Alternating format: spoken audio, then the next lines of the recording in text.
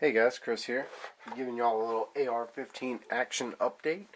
Alright guys, to be honest with you, I did this build on camera, at least the upper receiver, which I'll separate the lower receiver off real quick. I did this build on camera. My lighting was horrible, so consequently didn't get it good. When I do the lower build, I will make sure that my lighting is good. It will be on camera. And dude, check out this lower. Dude, how sweet is that? The Spikes Tactical Jolly Roger lower stripped. Awesome, awesome. Cool stuff. That's good looking, that's sharp. Color fill, I like it. But the last time I gave y'all an update, all I had was this lovely little piece right here. So, let me tell you what I've done. Like I said, started out with a Yankee Hill upper. I was like, oh man, you know what? Everybody does all these straight up AR builds, you know. Pretty cool stuff, pretty standard. Me, I had to mess it up a little bit and get the Zombie Hunter dust cover. Dude, you never know when those zombies are going to attack. And you better be prepared. This is my zombie hunting rifle. Amongst other things, coyote hunting, whatever. Another couple things I've added to this gun. I started out with the upper. From there, I added the diamond rail, quad rail. It's a rifle length made by Yankee Hill machine. Yankee Hill upper, Yankee Hill rail.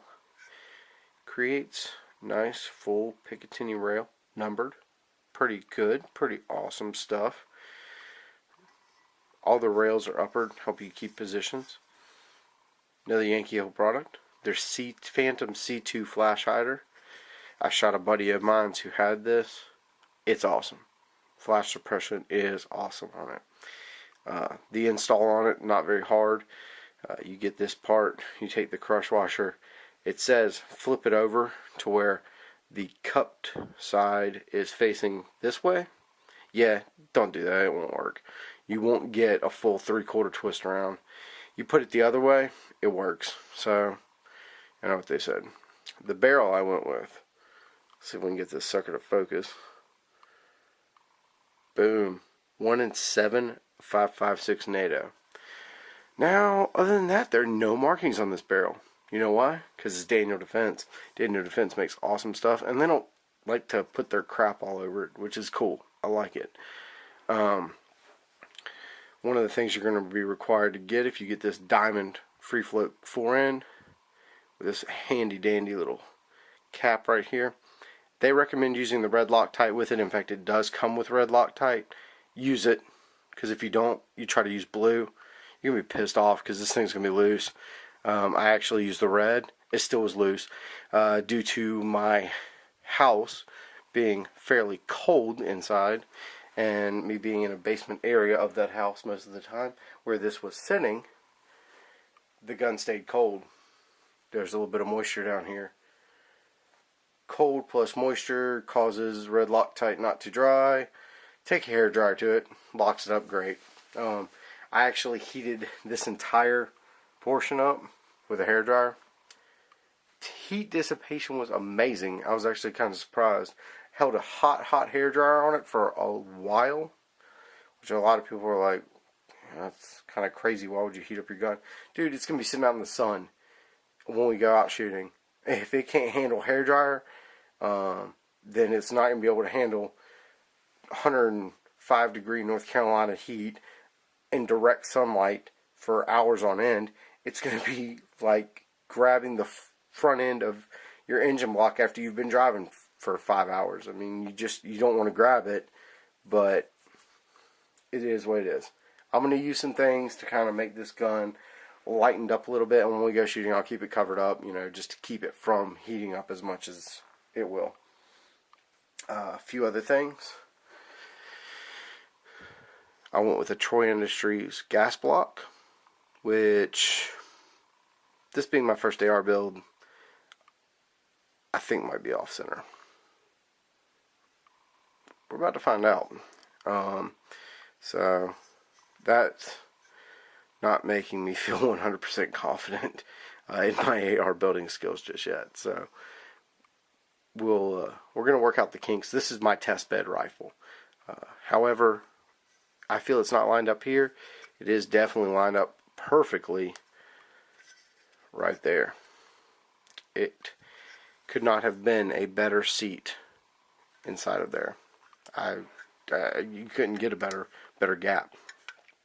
Now the Yankee Hill machine free float 4-end does use a proprietary barrel nut, as well as a nut that locks against it.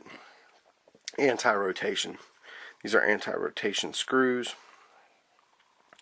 Pretty cool stuff. Just got a standard mid-length gas tube, which is what this barrel is. It is a mid-length gas system. I've done extensive research, and the research all pointed to me that mid-length gas system was the best gas system to go with. Carbine's great. It's what the military uses on a lot of their stuff. But mid-length is the best for bolt cycling, the best all-around gas system to go with. Rifle length is fine. Like I said, they'll both cycle, but mid-length is the best.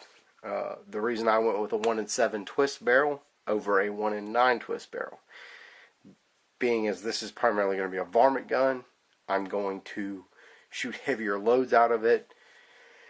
77 grain match bullets. 62 to 77 is pretty much my range. Wheelhouse I'm going to be living in. I might shoot some 55s out of it. You know what? To be honest with you, I'm going to run a ton of different ammunition through this gun. I'm going to see what it cycles with. I'm going to see what it likes the best. You know, I'm going to play that game. I'm going to play what do you like the most till I find out what load it really likes. And then I'm going to hand load my rounds to that spec, because I am a hand loader. It's what I prefer to do. Hand loading for an AR-15, whenever you're chunking out 30 rounds of mag in a minute, it's kind of a pain in the butt, because you're like, oh man, I just spent 30 rounds. Dude, that was fun, but I gotta reload those cases. Son of a... Alright, I'm rambling on, but back to the gun. As you notice, there is no bolt in the upper receiver, nor is there a charging handle, and there's no parts for this lower receiver yet. Those would all be here tomorrow, I believe. So UPS, I'm tracking it. I hopefully will get an update video to y'all sometime this week of me actually building the lower. I do have a lower vice block and all that wonderful setup. I wish I'd been able to use the video from the upper. It was pretty cool stuff. Trying to figure it out for the first time, you know. I've watched a lot of videos and I've seen a lot of people put stuff together, and I've read all the material, and this stuff doesn't come with all the material you need to put it together. It just doesn't. It'd be cool if it did. There's nothing that says, if you've never built an AR-15 or completely broken one down, oh yeah, there's a piece at the top of the barrel that's like right here that lines up into the receiver groove that's at the top of the receiver. Yeah, you AR-15 guys know that, but if you've never built one or broken one down to completely clean it underneath the rail and everything, how do you know that? I mean, you just don't. You have to watch videos, you have to read forums, you have to read all this stuff. The one thing I am concerned about, which I'm asking you guys need to tell me what's up with this. The head spacing. Because I'm building this myself, do I need a go gauge, a no-go gauge? Do I need both? Is there a way to check it without them?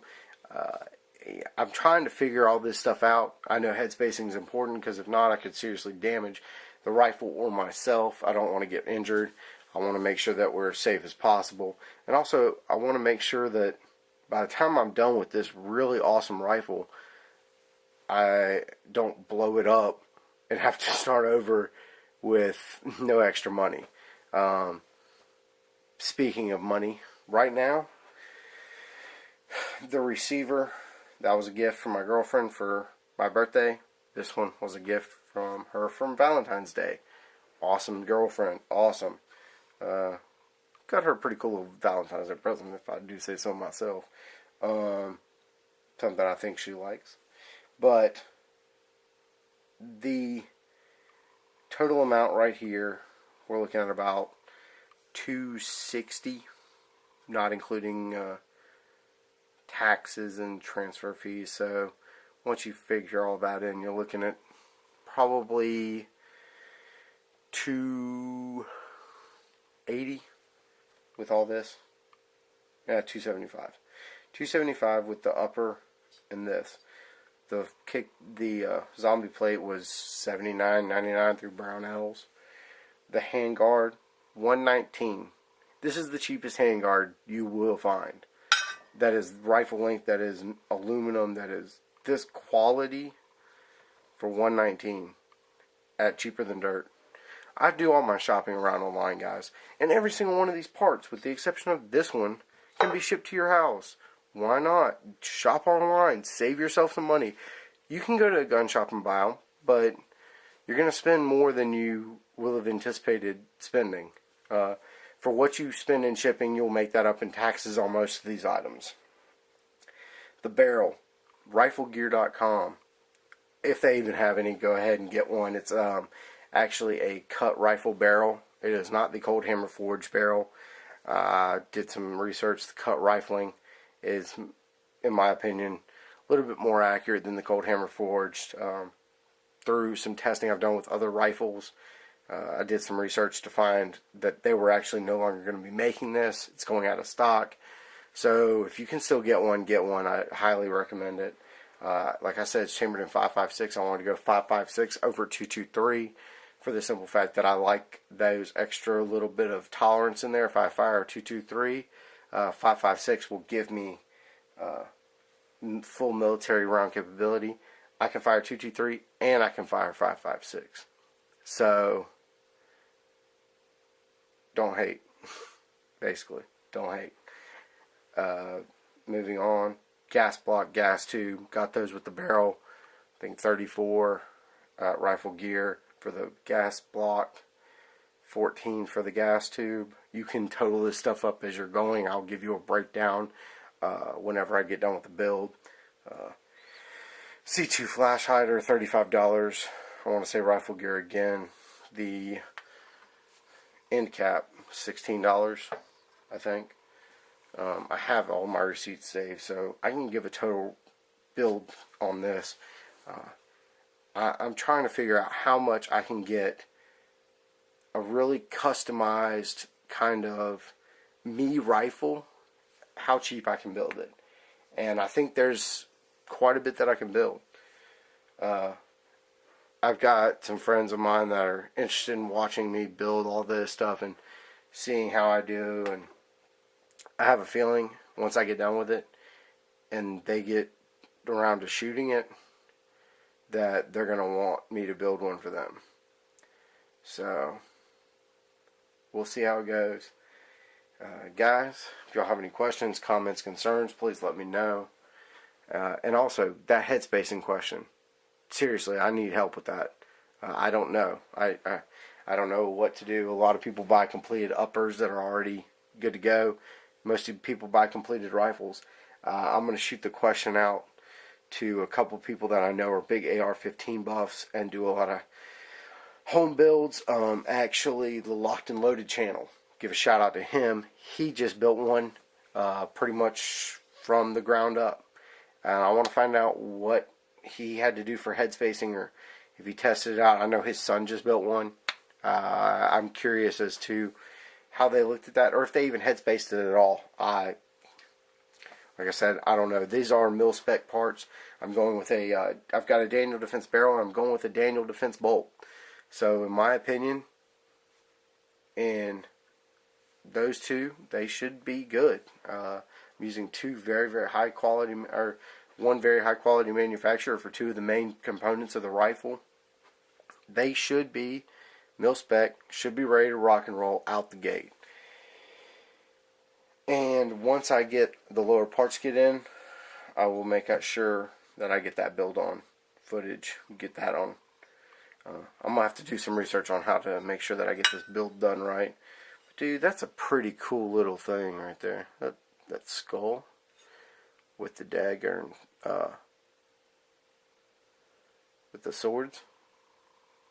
Check it out. Spikes Tactical. Right on.